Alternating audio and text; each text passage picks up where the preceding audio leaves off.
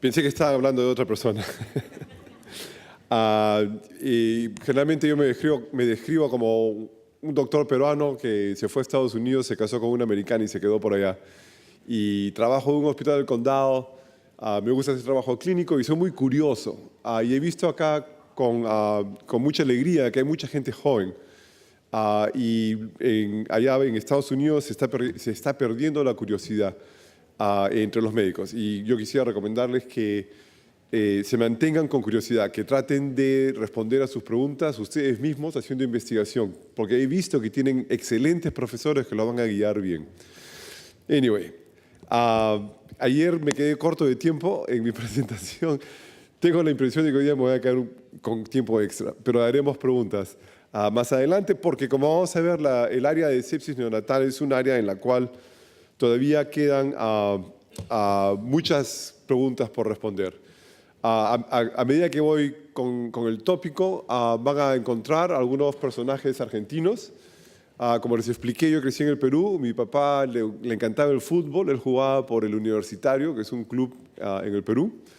Y él siempre pensaba que los argentinos nos ganaban porque comían mejor, porque eran más fuertes que nosotros. Pero en fin, le gustaba mucho el tango, le gustaba mucho el fútbol. Entonces crecí en una casa donde nos gustaba mucho la Argentina. Y les voy a medida que vamos, voy a presentarles a algunos de los argentinos que han tenido impacto en mi vida. Anyway, vamos a empezar. Sepsis neonatal tardía es generalmente, si bien ocurre en la comunidad, el enfoque de esta charla va a ser en niños que han nacido con alguna dificultad y se encuentran en ese momento en la unidad de cuidados intensivos neonatales.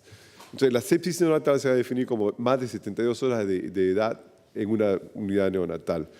Es un problema serio que no está limitado a países desarrollados donde hay cuidados neonatales avanzados, donde la prematuridad, estamos en este momento salvando bebés de 23, 24 semanas, peso de 400, 450 gramos. Pero como pueden ver en este reporte del el boletín de la Organización Mundial de la Salud, el problema de sepsis neonatal es un problema serio, tanto tanto en el gráfico. Ahí está. El gráfico superior es temprana, el gráfico inferior es sepsis tardía. Y aquí, como pueden ver, la barra más grande es la barra de sepsis tardía. O sea, es un problema sumamente importante el de infecciones en niños recién nacidos. Y como verán a través del tiempo, si bien se ha mejorado la sobrevida de los niños que han nacido con dificultades, el impacto en sepsis, que es la cuarta franja, no ha sido mucho, ya sea en sepsis temprana, también como en sepsis tarde, donde a través de los años ha habido muy poco cambio en cuanto contribuye a la mortalidad neonatal. Ustedes creo que se ven muy jóvenes, pero algunos se acordarán de Amadeo Carrizo. Nos hizo a muchos de nosotros querer ser arqueros. Después Gatti, yo creo que lo imitó.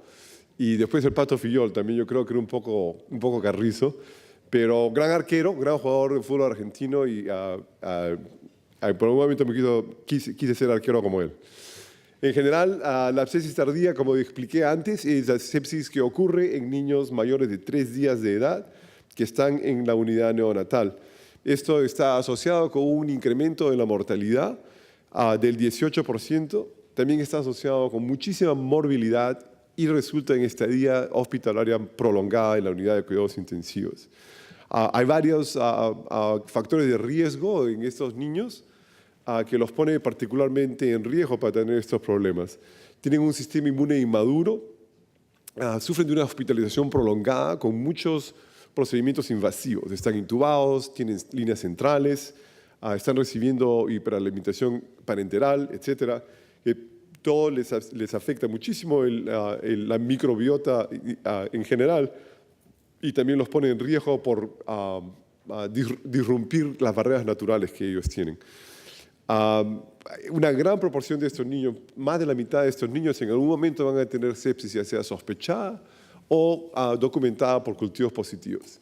Lo digo sospechada porque muchas veces ustedes que han trabajado en cuidados neonatales se habrán dado cuenta que para el neonatólogo, si el bebé parpadea 4 veces, hay que hacer un rule out sepsis. Y por si acaso, si parpadea 5 veces, hay que empezar con antibióticos. Pero en fin, pero incluso con documentadas por cultivo positivo, hay casi un 40% de bebés tienen cultivo positivo durante su estadía en la unidad neonatal. Y si bien hemos avanzado mucho cómo curar o tratar a estos bebés, tener sepsis sin necesidad necesariamente de tener meningitis o infección del sistema nervioso central resulta en las visitas de seguimiento en un peor desenlace de neurodesarrollo. O sea que el proceso inflamatorio de sepsis o lo que usamos para controlar la sepsis tiene un efecto adverso en el cerebro. Jorge Luis Borges, es difícil ver esta foto, así que se me hagan un par de lágrimas. Tuvo mucho impacto en mí cuando yo era joven. Ahí ustedes pueden leer, ya no tienen que leerlo, conocerán seguramente este poema. Sepsis, o sea, este papel, este reporte es un reporte reciente. No se ha publicado todavía en imprenta, está en early release, en online, pero pensé que era oportuno traerlo porque los anteriores son muy viejos, como va a ver.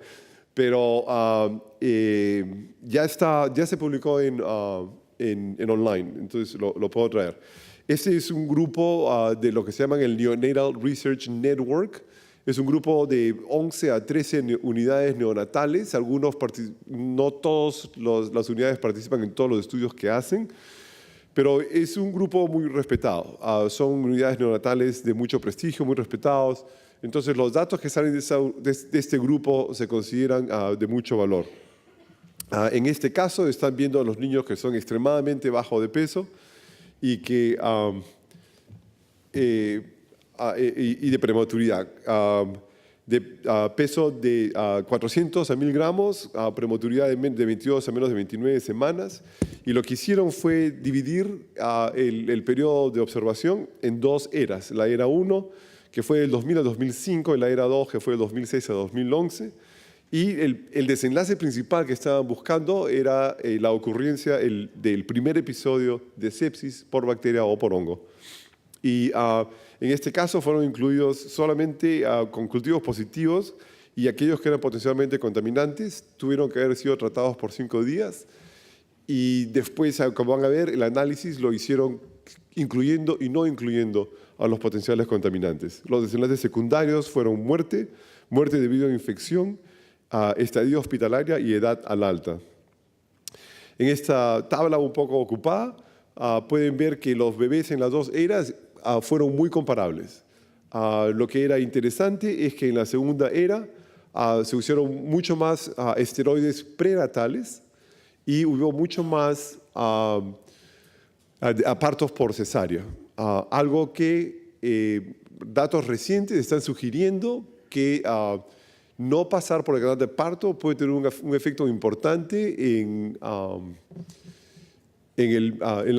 microbiota intestinal de los recién nacidos. O sea que estoy pensando si más adelante van a evaluar eso en estos pacientes.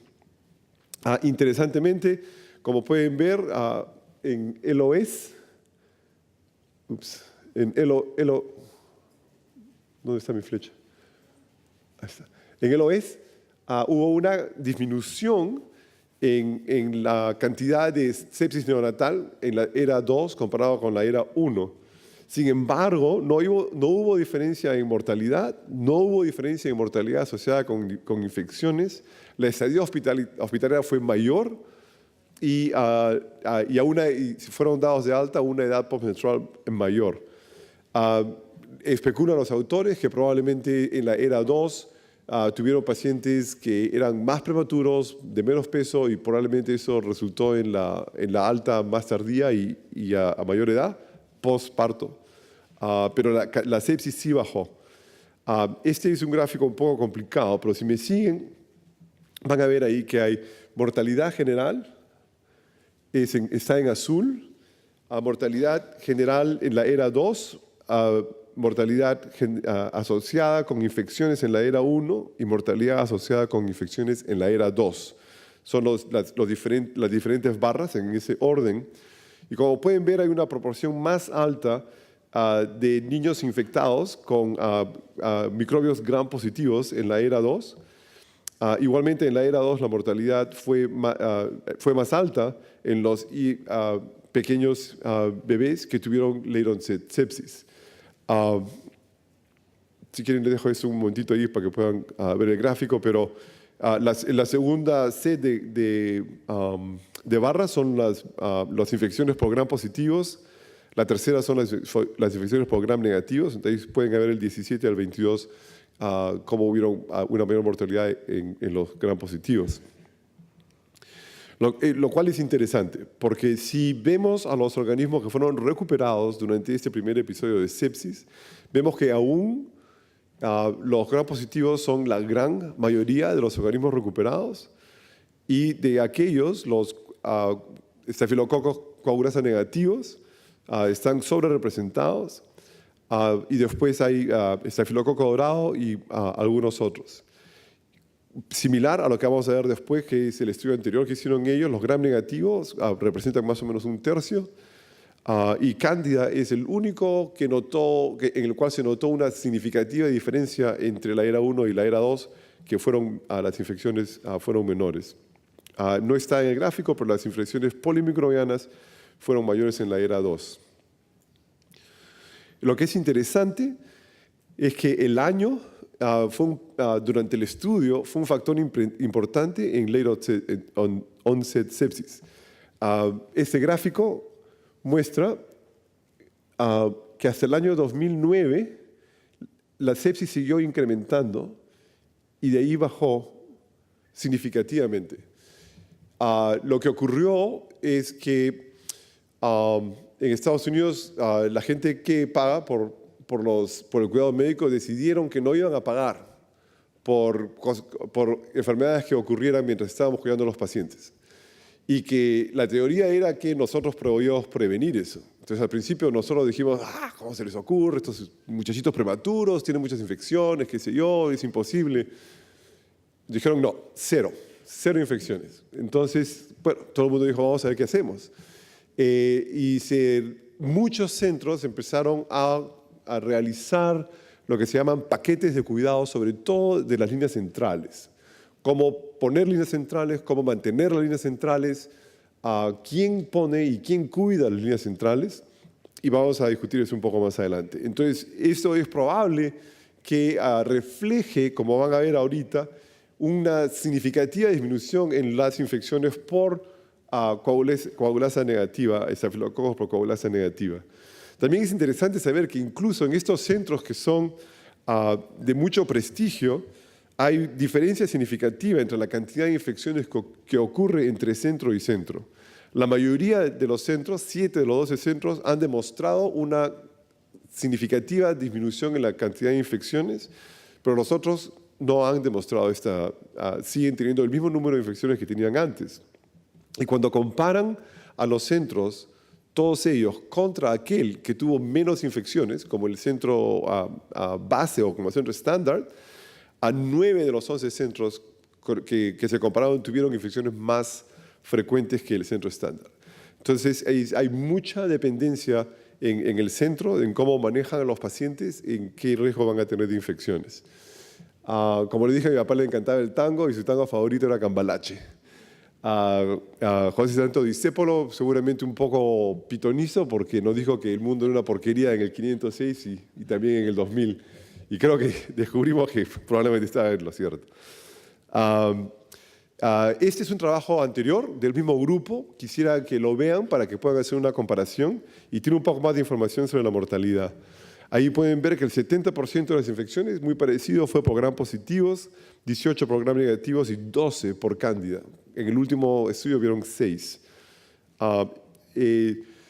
El peso al nacer y la gestacional fueron fuertemente asociados con sepsis tardía. Los neonatos con sepsis tardía tuvieron una estadía más larga, de 79 contra 60 días, Y mientras más temprano se empezó la alimentación enteral, y más temprano alcanzaron el full feedings, que no sé cómo decirlo en castellano, perdónenme, no es una guachafería, no sé cómo decir full feedings. Estos niños tuvieron menos posibilidad de hacer sepsis. El 10% de estos bebés murieron después de las 72 horas de edad, y la mortalidad fue más alta entre aquellos que tuvieron sepsis, del 18% comparado con 7 entre ellos que no tuvieron sepsis.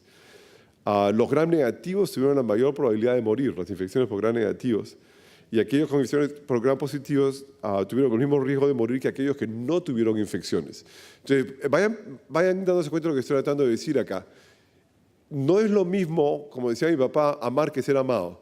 No es lo mismo tener una infección por gram positivos que tener una infección por gram negativos. Y parece que yo puedo evitar las infecciones por gram positivos si cuido a mis bebés muy bien. La mortalidad por patógeno es muy importante. Si ustedes ven ahí en la mortalidad de los gram positivos, fue un 11%, y entre los coagulase negativos, estafilococo fue de 9%. Eso sube a 17% con estafilococo dorado y 22% con grupo B strep. Pero miren a los gram negativos. 36% de mortalidad cuando tienen bacteremia por gram negativos y 74% de mortalidad cuando esa bacteremia es por Pseudomonas aeruginosa. Y una significativa mortalidad cuando es por Cándida, particularmente por Cándida albicans. Entonces, tiene mucha diferencia qué es lo que está infectando al bebé, lo cual debería tener impacto en cómo escogemos nuestros antibióticos. Estos datos fueron corroborados o señalaron algo muy similar en Israel. McCool fue capaz de demostrar que si bien las infecciones por gram positivos eran la mayoría, la contribución a la mortalidad por sepsis era solamente 1.8%, mientras que la contribución a la mortalidad por sepsis de Pseudomonas aeruginosa era de 22.6% y ajustada a edad gestacional era del 12.3% comparado con 1 como el estándar que era coagulasa negativa. Es porque soy tan testaruda que todavía insisto en cambiar el mundo. Esperemos que haya gente que siga queriendo cambiar el mundo. Entonces vamos a movernos un poco sobre las generalidades y ya vamos a empezar un poco a conversar qué significa tener infecciones por un microbio en particular. El grupo del doctor Bizarro en Yale es sumamente interesante. Ellos tienen una base de datos que va hasta 1928. Entonces, con esa cantidad de información pueden publicar casi lo que quieran. Pero ellos notaron, como les dije antes, que coagulasa negativo, estafilococo coagulasa negativo, estaba desapareciendo. Entonces, vieron ellos entre los años de 2004 a 2013, tuvieron 298 infantes con 368 episodios de sepsis tardía, de los cuales recuperaron 408 patógenos. Los coagulasa negativos fueron el más común, en 31%, seguido por estafilococo dorado, enterococcus fecalis y E. coli con el 11%. La frecuencia de sepsis y muerte relacionada a sepsis fueron inversamente proporcional al peso al nacimiento y a la edad gestacional. El patógeno más frecuentemente fatal, otra vez, Pseudomonas aeruginosa, seguido por E. coli con un 20% y Klebsiella pneumoniae y Staph aureus. Ocurrió la muerte solamente en 0.9% de los niños que tuvieron coagulasa negativa. El 31% de 2004 a 2009, 31 fueron coagulasa negativa, mientras que solamente el 3% entre el 2010 y el 2013, y no tuvieron ninguna infección por coagulasa negativa en los años 2012 y 2013. Eso es una performance excelente.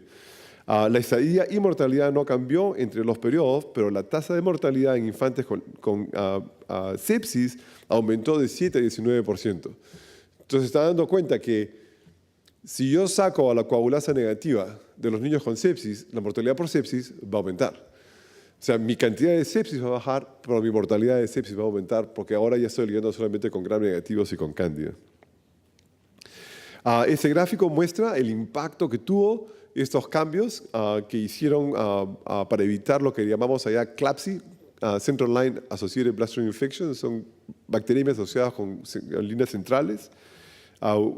Instalaron paquetes de inserción y mantenimiento en el cual la persona que pone estas líneas tiene que ser una persona entrenada específicamente para poner estas líneas.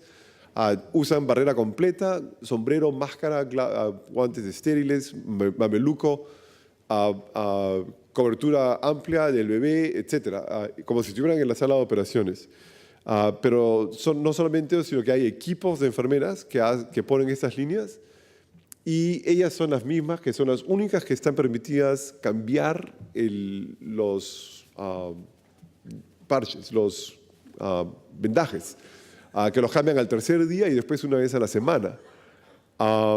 Y hay un esfuerzo muy concertado para tratar de empezar alimentación temprana y para tratar de avanzar la alimentación tan rápido como sea seguro. Lo cual resulta en tener menos días con línea central. Como le digo yo a mis residentes, es una línea que no está dentro, es una línea que no se infecta. Este es otro punto que yo pienso que es importante y que debería impactar cómo es que tratamos a nuestros bebés o cómo es que evaluamos a estos bebés. ¿Punción lumbar o no punción lumbar? Right? Aquí creo que todos somos infectólogos, no estoy picando en los neonatólogos, pero cada vez que vamos y le decimos, tu chico tiene sepsis, aguanta, no le arranques antibióticos todavía, hazle la punción lumbar, nos dicen, no, el chico está muy inestable. Y no nos dan la punción lumbar, right? Entonces, ese fue un estudio para determinar la epidemiología de la meningitis tardía en infantes de peso de nacimiento muy bajo, entre 401 y 1500. Meningitis de origen tardío fueron cuando hubo cultivo positivo por bacteria o cándida en una punción lumbar obtenida después de las 72 horas de edad. Hemocultivos obtenidos más o menos 7 días dentro del cultivo de líquido cefalorraquídeo fueron utilizados para calificarlos como sepsis tardía. Entonces se clasificaron en 3 grupos: meningitis tardía con sepsis, meningitis tardía sin sepsis y probable contaminante. Ellos encontraron que durante el estudio nacieron un poco más de 11.000 bebés, de los cuales casi 10.000 tuvieron el peso para ser incluidos en el estudio, y los otros, desafortunadamente, 2.000 bebés murieron antes de las 72 horas de edad. 197 tuvieron shunts ventrículos peritoneales y fueron excluidos del estudio. Entonces hubieron 9.641 bebés, de los cuales un poco más de 6.000 tuvieron por lo menos un hemocultivo y solamente casi 3.000 recibieron un spinal tap cuando estuvieron evaluados por sepsis. 98% de estas punciones lumbares fueron hechas porque hubo un cultivo positivo en sangre. Significativamente más infantes con cultivos positivos de sangre recibieron una punción lumbar. Entre aquellos con hemocultivo positivo, infantes de más de 25 semanas de edad gestacional y más de 750 gramos tuvieron más probabilidad de recibir la punción lumbar que los bebés de 450, 600 gramos o que eran de 23 a 24 semanas. Interesantemente, 228 tuvieron cultivo positivo, de los cuales 94 fueron considerados contaminantes, para atender 134 o un 1.4% de la población, o un 5% de aquellos que recibieron punción lumbar tuvieron meningitis tardía. Lo que es interesante es que los infantes con hemocultivo positivo tuvieron mayor posibilidad de tener meningitis tardía, 7.2 con 1.5. Y aquí pueden ver que es independientemente del centro, esto enseña cuántas punciones lumbares se hicieron en cada uno de los centros que estaban participando en el estudio, y el porcentaje de meningitis no es muy diferente entre todos los centros, lo cual sugiere que en el centro A están perdiéndose un montón de meningitis, que no las están diagnosticando. En los resultados, estas tablas están un poco pequeñas, pero ahí les puse lo que contienen. El 34% tuvieron cultivos positivos de líquido cefalorraquídeo sin hemocultivo positivo. Eso para mí es importantísimo. Eso sugiere que las 4 gotas de sangre que mando en mi botella de cultivo de sangre no son suficientes para crecer el inóculo de 2 microbios por cubic ml. Entonces, la sensibilidad y mi hemocultivo es muy baja. Y a veces puedo encontrar el microbio que está dando sepsis en el paciente en el líquido cefalorraquídeo y que no lo pude encontrar en la sangre. O sea que tiene un doble propósito hacer la punción lumbar. No solamente diagnosticar meningitis, sino que ayuda en el diagnóstico de sepsis por cultivo positivo en estos bebés. Y los hemocultivos negativos con meningitis, cuando hubo meningitis sin cultivo positivo, interesantemente fueron más frecuentemente a gram negativos, sobre todo si excluimos a los enterococos y los Viridian streptococcus, que no puedo discernir del estudio si esos fueron contaminantes o no, pero no son microbios frecuentes de meningitis, y que tuvieran meningitis sin tener el cultivo positivo de sangre me hace pensar un poco si es que no fueron reales. La mortalidad en general, el 23% de aquellos con meningitis tardía murieron comparados con el 9% de aquellos que tuvieron el PI negativo. O sea que tener meningitis tardía no es un problema serio.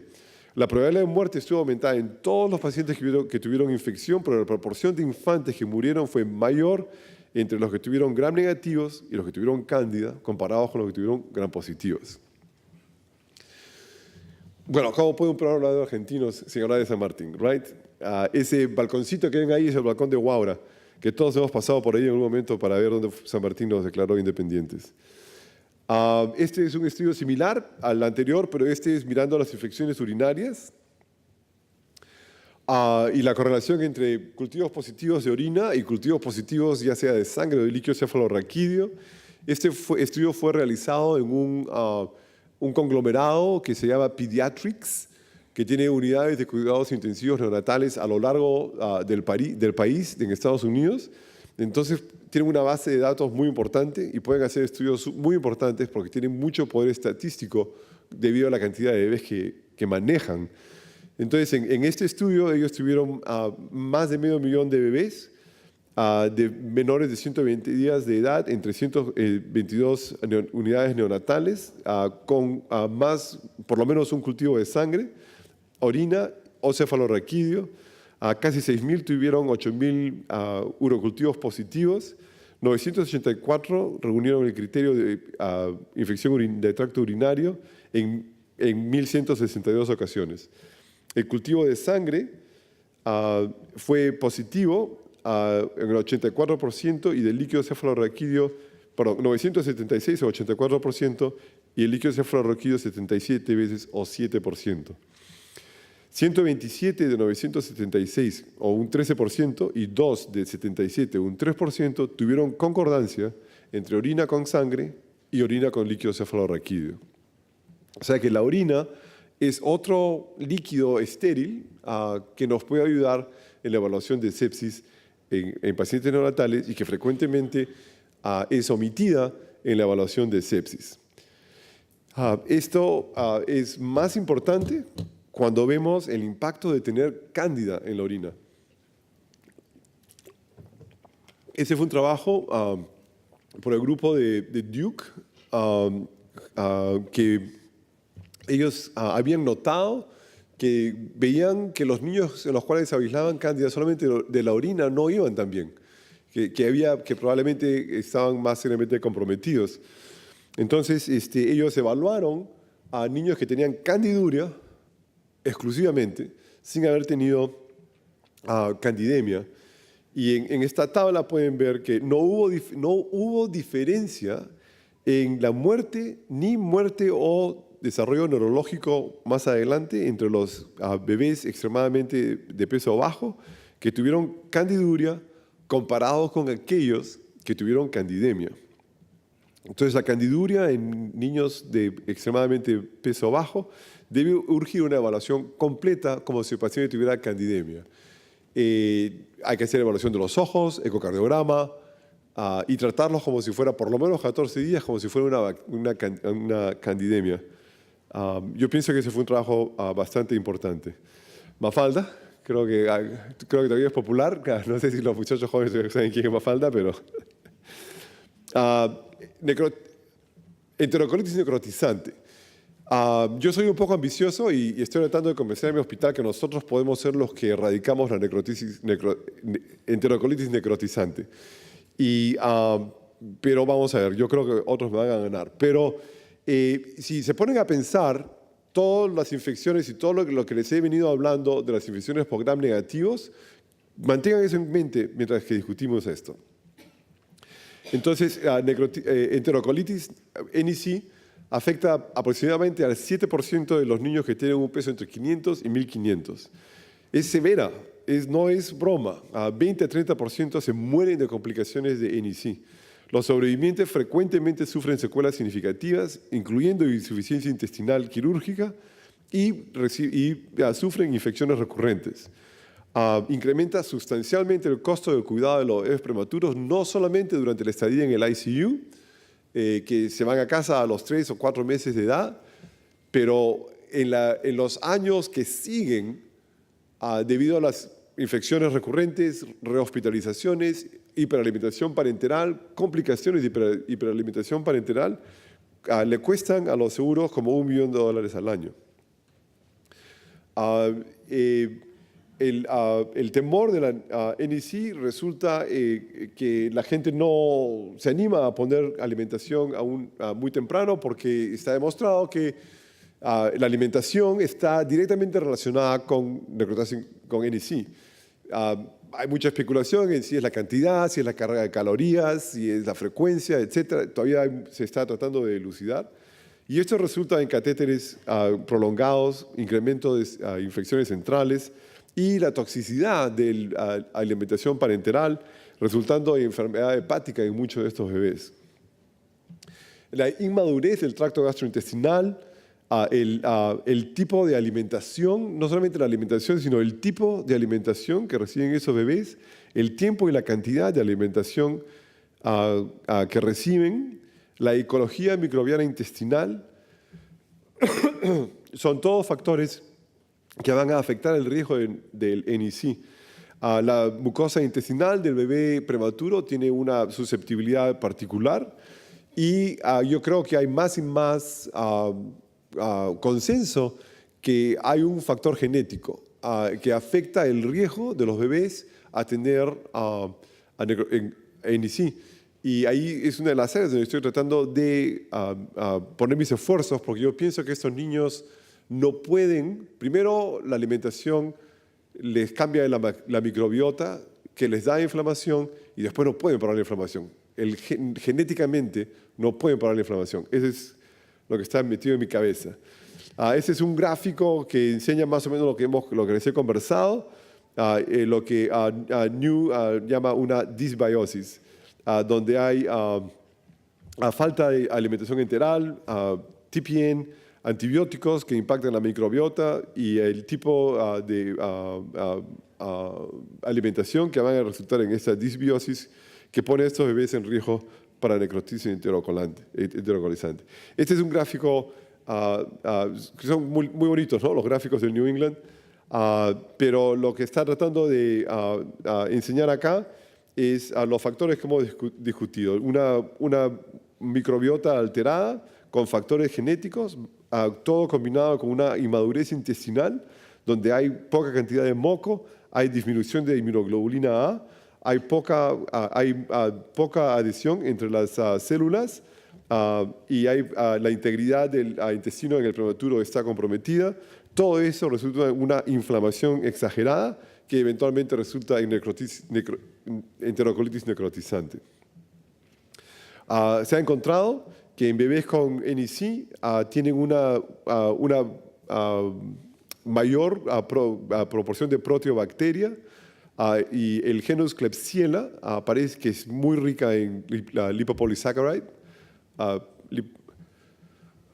lipopolisacáridos, está sobre representada en pacientes que tienen NEC y esto resulta en una estimulación o una sobreestimulación del Toll-like receptor número 4, que es específicamente para el lipid A de la LPS. Entonces, los factores en el NICU que afectan la ecología, uso de antibióticos, uso del tipo de alimentación, Uso de antiácidos, que se usó muchísimo, están usándose menos, los proton pump inhibitors, y el uso de fórmulas para bebés diseñadas para bebés prematuros, pero que reemplazan a la leche humana, que tienen una composición diferente, pH diferente, inmunoglobulina A no existe. Todo esto resulta en una variación significativa en los comensales que viven en el tracto intestinal. Hay varias consideraciones diagnósticas. Distensión abdominal es frecuente en estos pacientes, generalmente es el primer signo de alarma. La enfermera sabe mejor que el doctor cuando el bebé va a hacer NEC. Los llama al doctor y sobre todo si son muy jóvenes les dice lo que tienen que hacer. A veces encontramos eritema periumbilical, hay sangre en las heces, desarrollan intolerancia alimenticia, empiezan a tener apnea y bradicardia. Y hay hallazgos radiológicos, que son los criterios de Bell, en los cuales neumatosis intestinal y gas en la vía biliar son los hallmarks del NEC. Y una vez que ya tiene neumoperitoneo, ahí generalmente ya es una indicación absoluta para cirugía.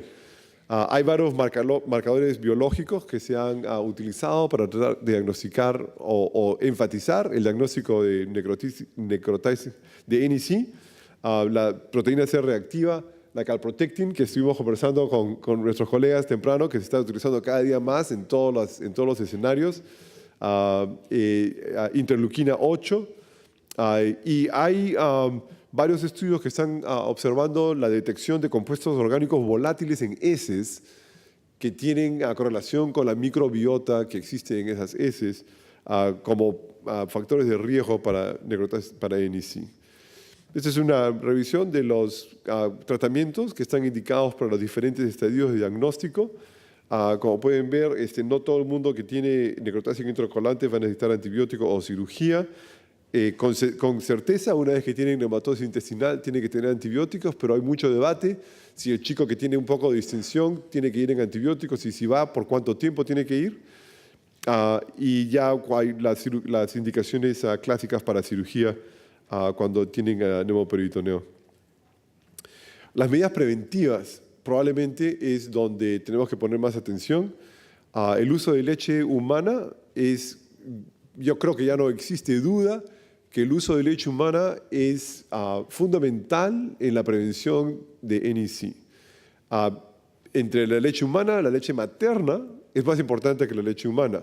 Parece que hay factores genéticos que son importantes en la leche materna a bebé. Si no, se puede usar leche de donantes. Como vamos a ver ahora más adelante, se ha visto que los bebés que están alimentados con leche humana crecen a un rato o una rata a una proporción menor que los niños que están alimentados con fórmula. Entonces hay suplementos, pero si comparamos los suplementos de origen bovino con los suplementos de origen humano, entonces existe una diferencia significativa.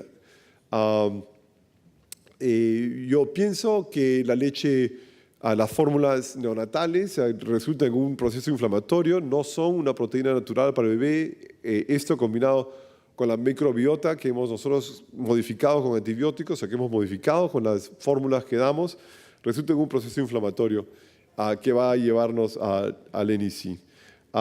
Alimentación temprana, ahí tienen la sugerencia de los neonatólogos, y el uso de probióticos y probióticos está ahorita en un estadio controversial, pero hay muchos estudios que se están dando. Y parto vaginal. Parece que el parto vaginal protege contra NEC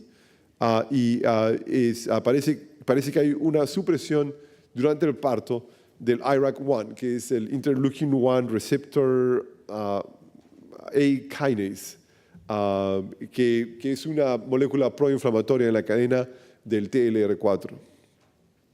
Este es un estudio muy bonito de Cristófalo, donde ellos vieron a pacientes que habían sido randomizados a recibir exclusivamente dieta de origen humano con fórmulas para prematuros de origen bovino. Esto fue en madres que por algún motivo no podían proporcionar leche materna para sus bebés, o si no el IRB o la institución no los hubiera aceptado hacer esto. Entonces, el estudio fue controlado, leche materna contra leche de origen bovino, exclusivamente. El desenlace primario fue duración de alimentación parenteral y el desenlace secundario fue crecimiento, soporte respiratorio y enterocolitis necrotizante. La leche humana fue leche humana donada, pasteurizada, suplementada según los requerimientos del bebé. Ahí pueden ustedes ver que los bebés que estuvieron con leche humana tuvieron una rapidez de crecimiento un poco menor. Pero cuando ven los resultados, los infantes extremadamente prematuros que usaron fórmulas de origen bovino resultó en una duración de alimentación parenteral más larga y una mayor incidencia de NEC comparados y particularmente de NEC de necesidad quirúrgica comparados con los bebés que no habían recibido leche humana. Este es un trabajo que presentamos nosotros en ESPID el año pasado. Lo que nosotros estamos postulando es que la enterocolitis necrotizante no es una enfermedad aguda. Nosotros estamos postulando que es una infección, es una enfermedad que se diagnostica en el momento de la NEC, pero que viene ya con un proceso inflamatorio, y la microbiología de las infecciones que siguen en estos bebés sugiere que el proceso inflamatorio continúa. Sorry, quiero ver cómo estoy haciendo el tiempo. I'm good. Okay. Entonces, nosotros tenemos una colección de datos. Vamos por cultivos positivos sanguíneos y tenemos los bebés que tuvieron NEC. Entonces, aquí tenemos los bebés que tuvieron no NEC con los que tuvieron NEC. Fueron 75.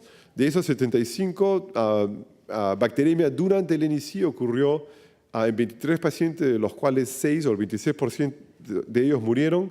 Los que sobrevivieron, la mayoría, el 80%, fueron a hacer insuficiencia intestinal. Y de los niños que tuvieron NEC sin bacteremia al mismo tiempo, como ustedes pueden ver, la mortalidad fue mucho menor. Pero sin embargo, la misma proporción de bebés avanzaron a tener insuficiencia intestinal. La microbiología de estos pacientes, como pueden ver, comparados, las dos primeras barras muestran que la cantidad o la proporción de gram negativos o polimicrobiana es similar o mayor que la de gram positivos, mientras que los niños que no tuvieron NEC tuvieron eminentemente gram positivos. Entonces, nosotros utilizamos esto para sugerir que ese es probablemente un procedimiento crónico y no agudo, que estos niños van a seguir en riesgo de tener infecciones recurrentes. Ese fue un estudio de Bizarro, que ellos encontraron hallazgos similares a nosotros, utilizando la bacteremia en niños con necrotásica enterocolitis. Lo que ellos establecieron, creo que tengo que hacerlo un poco rápido, fueron que hubieron 38.5% de los niños que tuvieron NEC tuvieron bacteremia por lo menos una vez al mismo tiempo. 7.3% tuvieron varios episodios. Y la bacteremia que viene después de la necrotasis en enterocolitis es muy similar a la bacteremia en niños que no tienen necrotasis en enterocolitis. E. coli es el microbio más común cuando hay bacteremia al mismo tiempo que necrotasis en enterocolitis, mientras que coagulación negativa, Staphylococcus, es común en los que no tienen necrotasis en enterocolitis y los que tienen bacteremia tardía después de la necrotasis en enterocolitis. La mortalidad en bebés que tienen la bacteremia en el momento de la NEC es significativamente más alta, casi un 50% es la mortalidad cuando tienen bacteremia al mismo tiempo. Jorge Cafrune, Samba, a ti te canto. Entonces, aquí ya estamos para acabar. Sepsis neonatal. Lo más importante es prevención.